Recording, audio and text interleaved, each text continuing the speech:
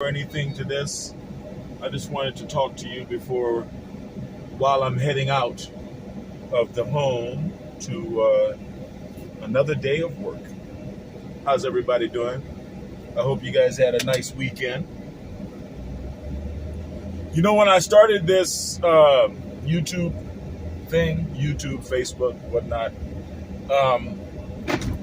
it was really for my son, my oldest son, Ivan, because I had him in Spain, and he lives in Spain with his mother. And so I wanted to have a way to discuss, to pass on wisdom, right? To pass wisdom on to my son, and to share with him the things that I would like both of my sons and every young, and my daughter, and every young person to know.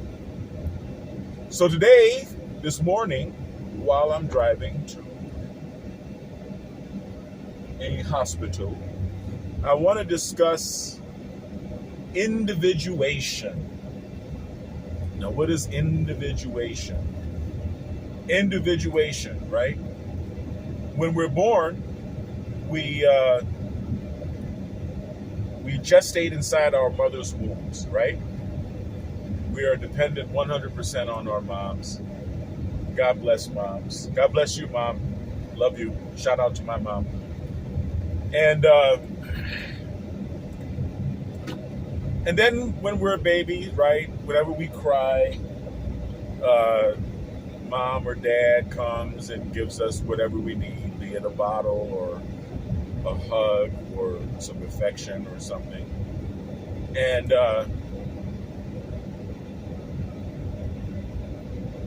eventually they get tired of it. I mean, it's a natural process, right? Parenting is a process. And then eventually you get tired of it. And a little spoiled. And so you realize, okay, well, they can wait or let them cry or whatever, right? Everybody has different parenting techniques. Some people followed Dr. Spock, I believe it was, in Germany, who came up with the concept of leaving a child alone in a room at all for the first couple of weeks or 6 weeks or whatever, and not even touching him or her. I don't know. I don't know if that makes a person more of a compassionate human being or less, right? I don't really know what the long-term effect of that is on the child's personality. I personally, I like affection. I like giving my children affection, and I think love and hugs and kisses. And my boy is 16 years old, and we still hold hands. We still walk arm in arm if we're going somewhere.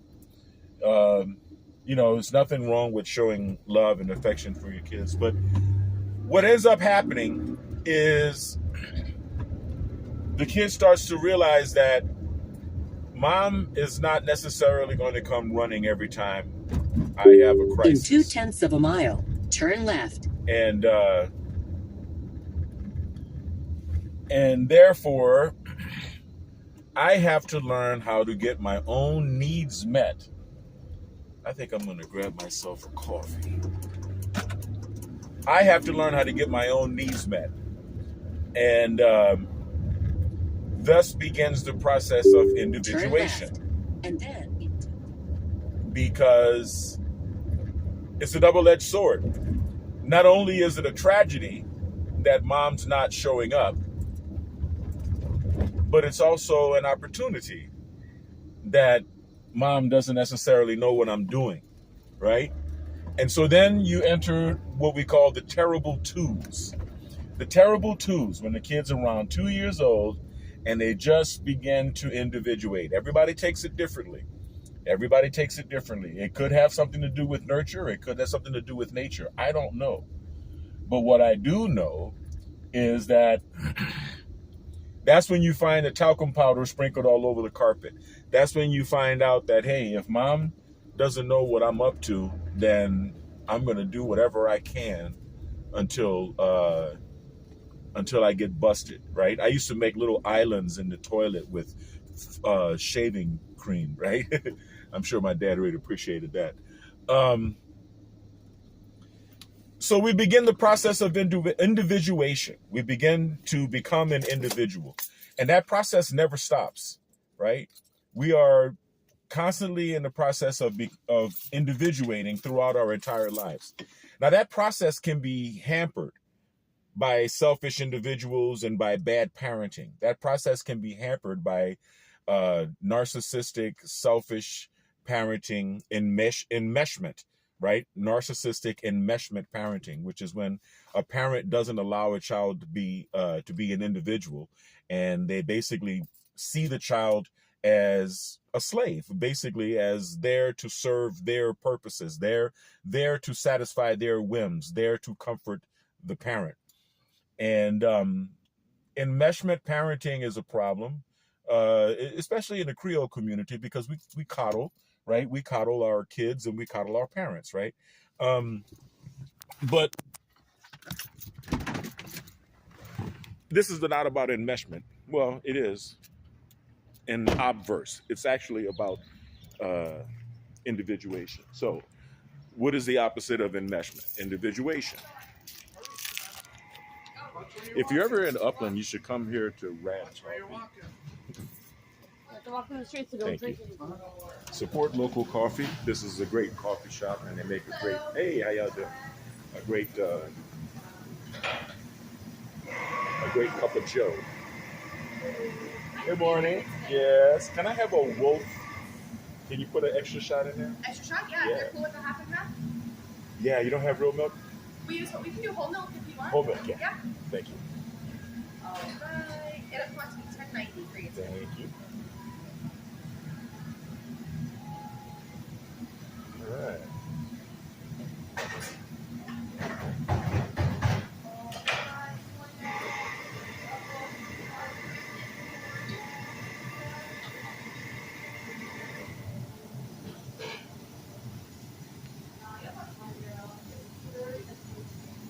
Oh man.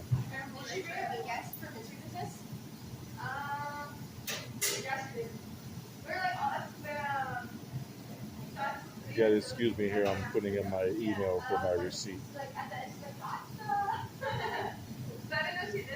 All right.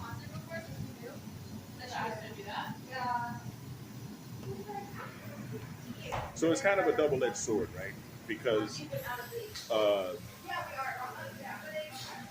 children who lack parental attention tend to turn out to be insecure, right? They have problems with security.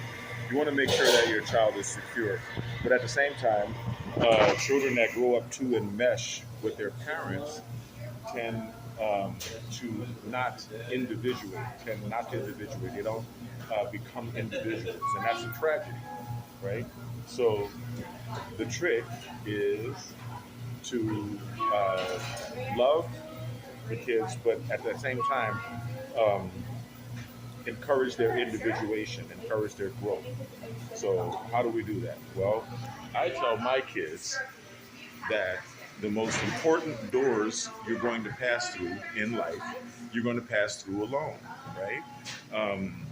I think back to when I went into the United States Air Force, right?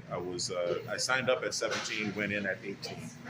And like most of my friends, right? Like my buddies, shout out to Richard, Zena, shout out to Daryl and Ronald, shout out to Dion. I think Dion went to the Army too, right? Yeah, shout out to all of my buddies from New Orleans that I grew up with. We all went into the military at the same time, and we all individuated about the same time. So this is what I'm talking about, right? Thank you. That was very fast. Thanks a lot. Have a great day. Yeah.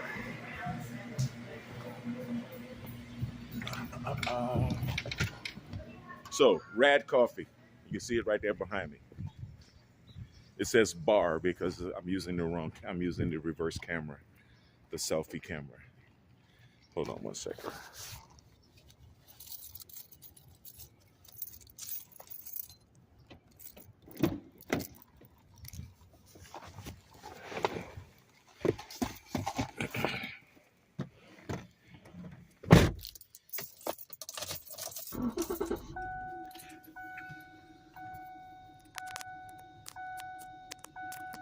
Now, when I was preparing to do this talk, I wasn't going to do it live on my way to a job site. I was planning on doing it.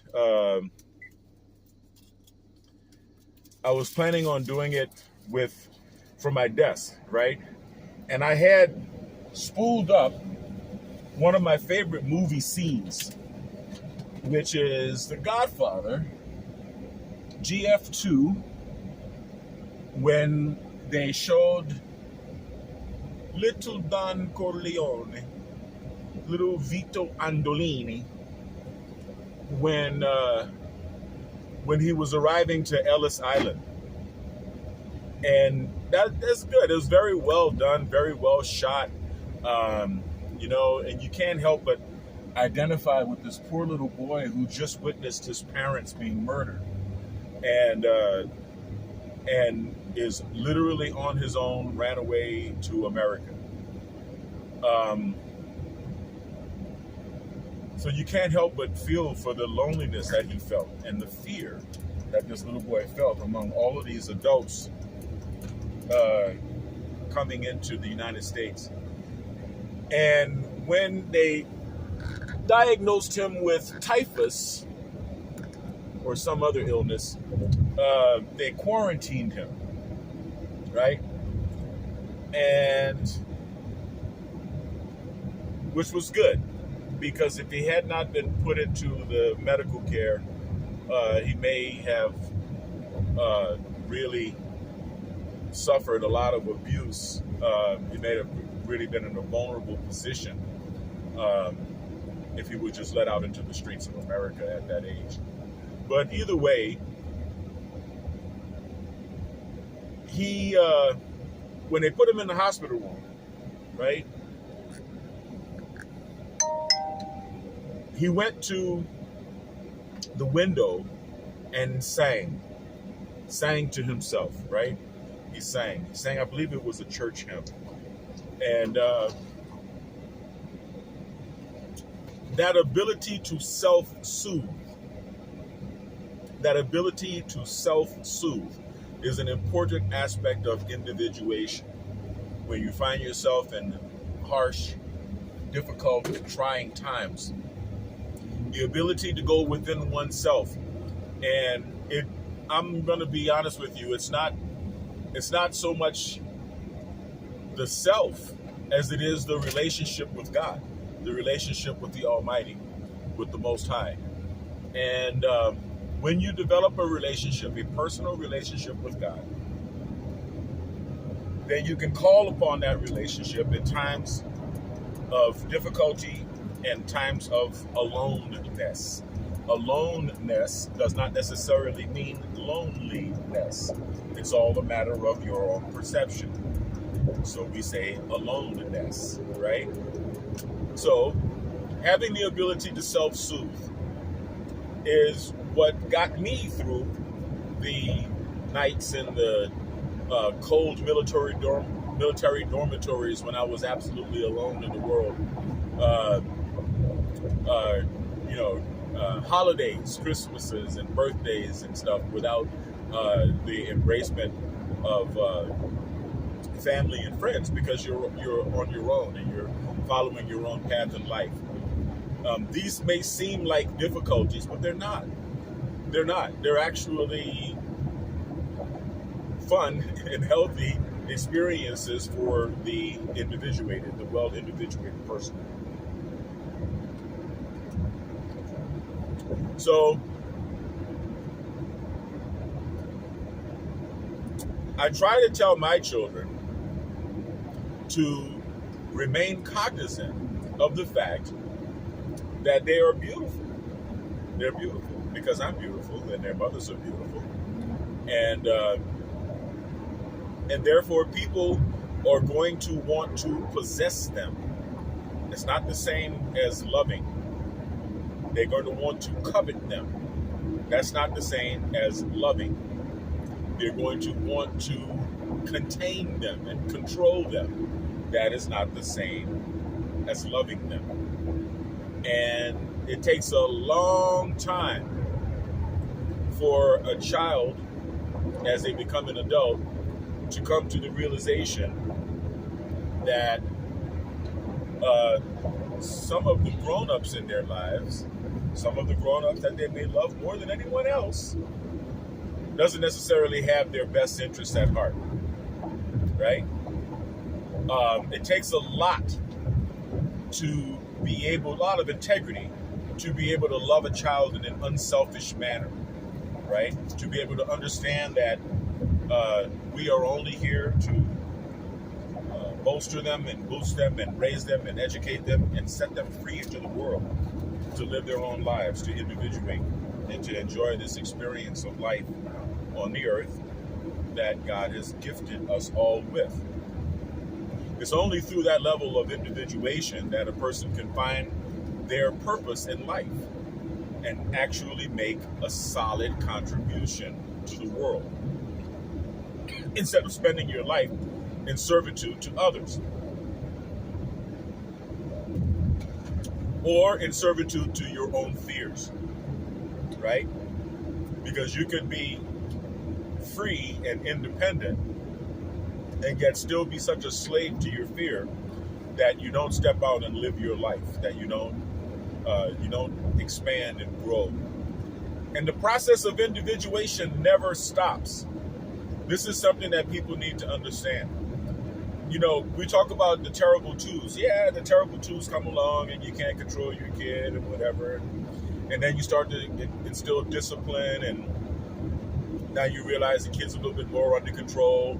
And then they're going to reach 15, 16, 17, and they're going to reach another stage of individuation as the body chemistry changes. And they start, the boys especially, start having more testosterone. I'm kind of going through that with my youngest, my baby boy Kai Kai. But it's great because, you know, he's daddy's little alpha. And you know, the powers that be, the political powers that be, have learned to exploit this facet of humanity. In fact, the movie Rebel with a Cause, right? James Dean, back in the day, was about that, right? It was about the natural of man to rebel, the natural desire of man to rebel, the natural desire of man to constantly seek a greater level of individuation. And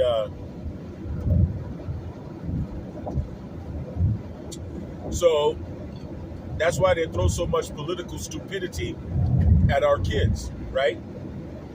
Because we know that as becomes an adult, as they start to individuate, they start to criticize the last generation. They start to attack and criticize the last generation and say that,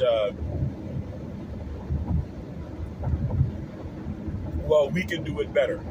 They don't know what they're talking about. They're too old to understand. You know, life is moving moving forward in some social direction that is not where we are today, and you want to be on the right side of history, and you know, we're improving the conditions of the world by making people more fill in the blank, tolerant or whatever. So it's never going to stop, right? The elites, which I hate even using that term, are aware that when our children become young adults in that process of individuation, that they're going to be seeking an identity with which to through which to individuate, to which to identify themselves. So now you get the blue hairs and the purple hairs, and all the rest of this nonsense that we're being given. And you have to be patient, right? You have to be patient because they're just kids, man. I mean, you know, we wore big ass afros and long ponytails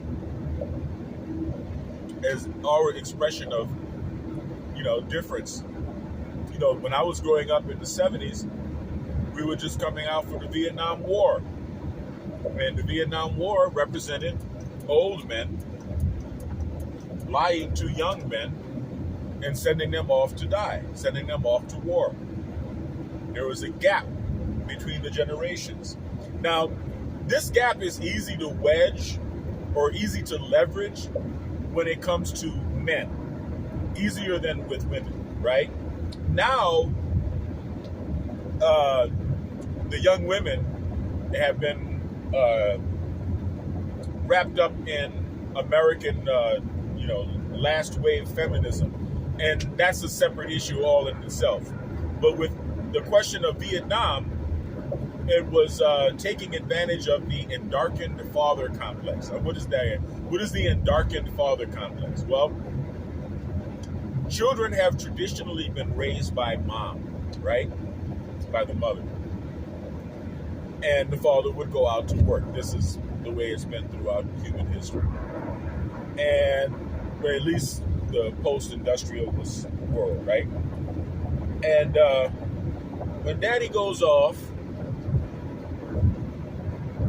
into the cold world, because we hear about how hard and how cold the world is and how unforgiving the business world is, and how it's a bunch of sharks out there and it's dog eat dog and it's this and it's that.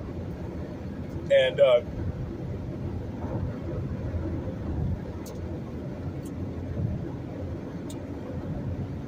girls tend to be more in touch with themselves and more in touch with what it means to be a woman, because by and large, a little girl is more likely to have her mother present. Work, and mom and dad aren't married, and the kids are raised in daycare.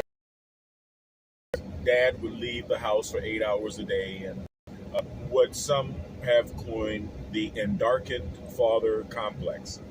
All right, where does dad go? And we're going to take that emptiness of the void, right, of what dad is doing between 8 a.m. and 6 p.m. That I understand that part of the methodology of communism is to pit generations against each other. The objective of communism is to destroy the nuclear family, right? Destroy personal belongings, destroy private property, destroy business, right? And taking advantage of the younger generation's desire to individuate, to pit the generations against each other, is one of the main methods that they use to accomplish this, right? And so therefore there is always going to be a political appeal by the would-be tyrants to manipulate the minds of the youth within our society based on seemingly idealistic intentions, right? We want to make the world a better place. We want to make the world more tolerant. There are people suffering. There are people being persecuted. There are people's rights not being recognized. And, it will always, there's not an end to that, right? I mean, that argument, can always be stretched because there are so many different ways to divide human beings, right? To break us down into different categories and classifications. Race is an obvious one, but when you get beyond race, it's, now we're introducing all of these labels of genders and sexuality and whatever.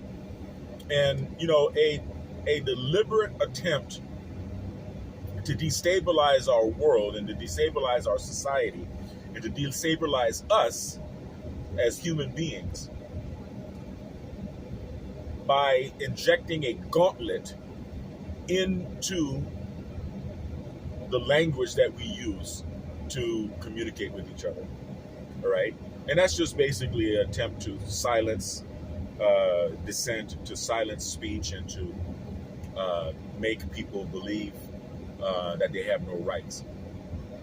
Now, the changing of the demographics in the United States, right, through the unabashed, unregulated, legal and illegal immigration into the country,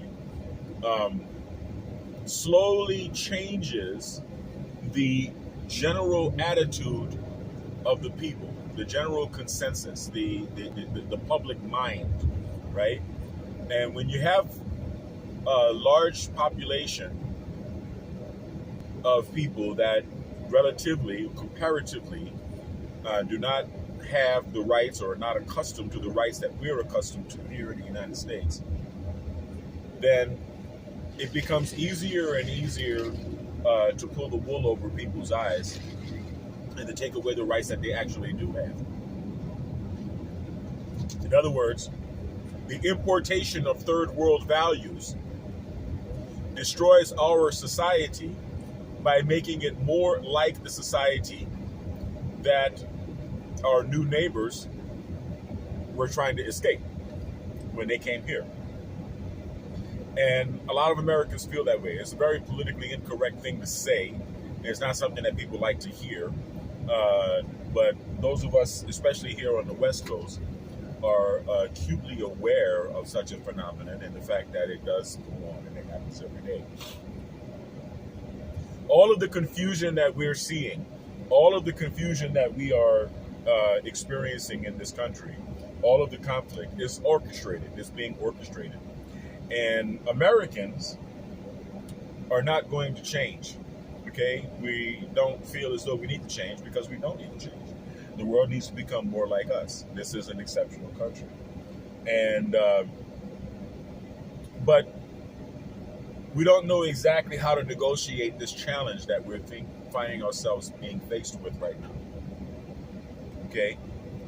What I say, my suggestion, is to keep a cool head, right? Stay calm.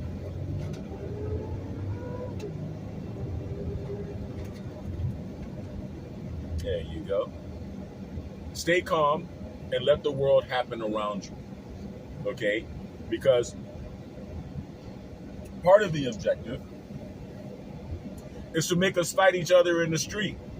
Part of the objective is for us to lose the peace of our society. Part of the objective is to approach the UN and ask if they could put peacekeepers on the streets of the United States because we are in such a state of turmoil, political turmoil, right? And efforts are going to be made, efforts are being made, and efforts are going to be made to divide us on racial, sexual, orientation lines, cultural lines, political lines, wealth, in every way we can be pitted against each other. We are being pitted against each other. So we got to be careful about that. We got to be careful not to allow that deliberate manipulation of our culture, of our society, to result in us going at each other's throats. We can't allow that to happen. So that's my argument. I mean, that's my recommendation for how to deal with this particular struggle. But back to the topic of the video, individuation, right? Don't be afraid to individuate. Don't be afraid to understand that all of life is a process of individuation. You're divorced, right? Unfortunately, when people get divorced, that is a process of individuation. You're learning to identify yourself as an individual away from the relationship that you've come to find untenable. Going from being an employee to being an entrepreneur.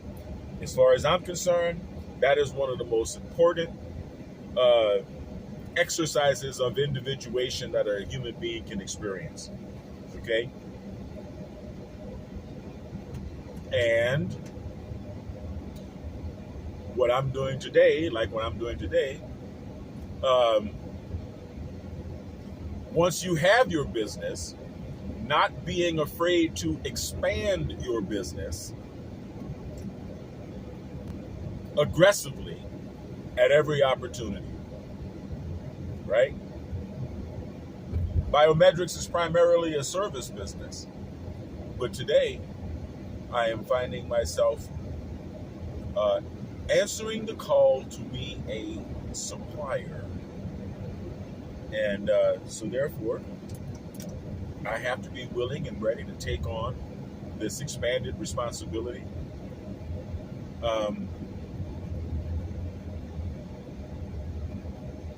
Without any hesitancy, right? Don't be afraid to grow. Don't be afraid to individuate. I know this light is really annoying coming into the lens here, but if I hold it, it's still coming because I have to come through because I got to come through so close to it. So that's basically all I wanted to talk about was individuation. I hope you all can become individuals. Sometimes it's a bittersweet process. Sometimes it's a kind of a gray and dry and boring experience to be on one's own. And sometimes it's frightening. I'm going to be honest with you. Sometimes it's frightening. So what? Feel the fear and do it anyway. Feel the fear and do it anyway. You'll find that you'll be a lot happier as a result of having done that. And of course, be kind in everything that you do, because even if you're facing fears, even if you're in the world fighting the good fight, right? No matter how uncomfortable it is for you, it is no reason for you to be cruel or to be mean to anyone else. There's really no reason. The people who tend to be mean or tend to be cruel are the narcissists and, the dark triads, right? Narcissistic, Machiavellian, and psychopathic people. In my understanding, and this is just my own opinion, narcissism, that type of narcissism that results in that meanness and cruelty, seems to be the result of intelligent people underutilizing their intellectual abilities, right? Like I say, the idle mind is the devil's workshop. You hear about that? You hear that saying a lot. People who have natural intelligence but fail to, challenge themselves. All of the above. Their intelligence turns in on themselves. And instead of trying to conquer the things in life, they shift their focus to try to master people, right? They are the social worker who redistributes the wealth created by others. They are the, unfortunately, some pastors, some ministers, right? They make their living off of feeding off the minds of others. I highly recommend reading Ayn Rand. I highly recommend discovering and examining the philosophy of rational objectivism. Okay, because she talks about that. If you watch the movie The Fountainhead, the protagonist in the movie, a man named Rourke, gave a speech in court which summed up his position in the movie, right? Nothing is given to man in life, paraphrasing, you have to make a living or provide for yourself either through the work of your own functioning mind or as a parasite being fed by the minds of others, right? The creator originates, the parasite borrows, right? The creator doesn't need a mediator to see life. The creator sees life through his own eyes.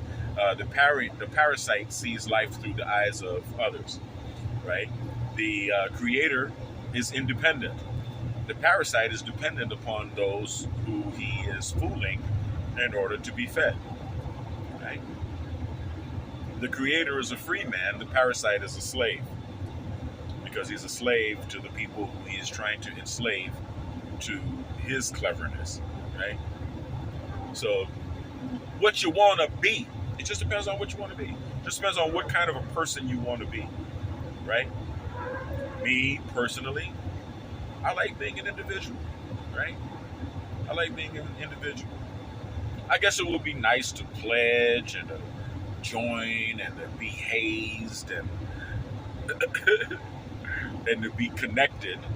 But only incompetent people need to be connected. Right? Right? Competent people can stand on their own 2 feet and survive without necessarily having a political support, having to join the International Ass Kissers Society. You know who you are.